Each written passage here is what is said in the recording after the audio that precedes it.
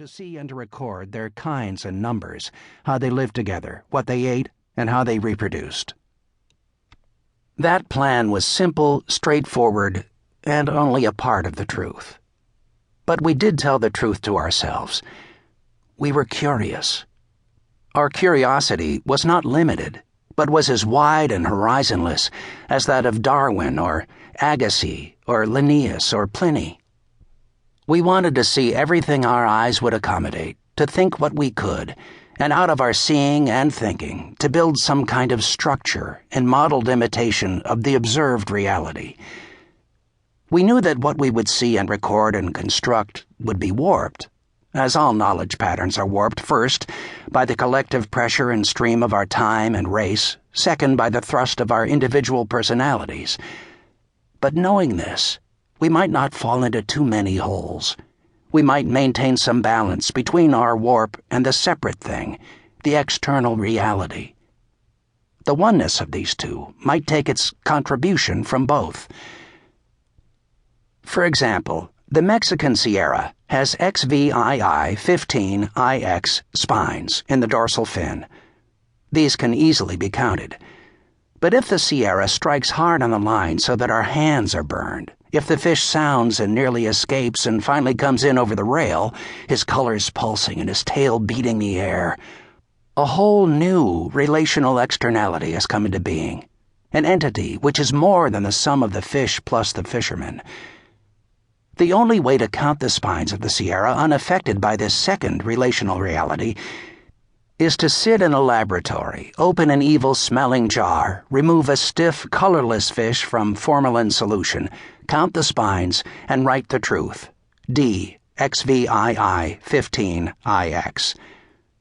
There you have recorded a reality which cannot be assailed, probably the least important reality concerning either the fish or yourself. It is good to know what you are doing. The man with his pickled fish has set down one truth and has recorded in his experience many lies. The fish is not that color, that texture, that dead, nor does he smell that way. Such things we had considered in the months of planning our expedition, and we were determined not to let a passion for unassailable little truths draw in the horizons and crowd the sky down on us. We knew that what seemed to us true could be only relatively true anyway. There is no other kind of observation. The man with his pickled fish has sacrificed a great observation about himself, the fish, and the focal point, which is his thought on both the Sierra and himself. We suppose this was the mental provisioning of our expedition. We said, let's go wide open. Let's see what we see, record what we find, and not fool ourselves with conventional scientific strictures. We could not observe a completely objective Sea of Cortez anyway, for in that lonely and uninhabited gulf, our boat and ourselves would change it the moment we entered. By going there, we would bring a new factor to the gulf. Let us consider that factor and not be betrayed by this myth of permanent objective reality. If it exists at all, it is only available in pickled tatters or in distorted flashes.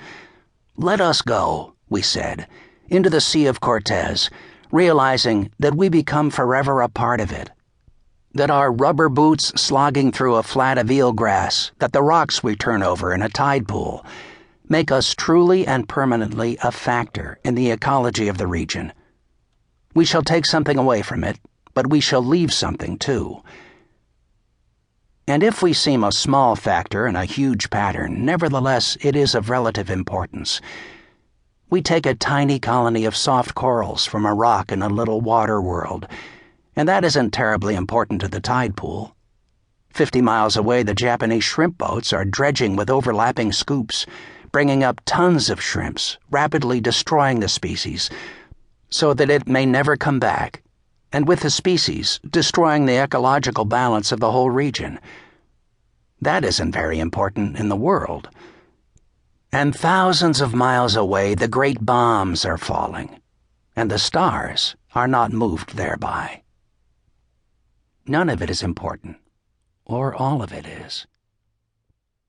We determined to go doubly open.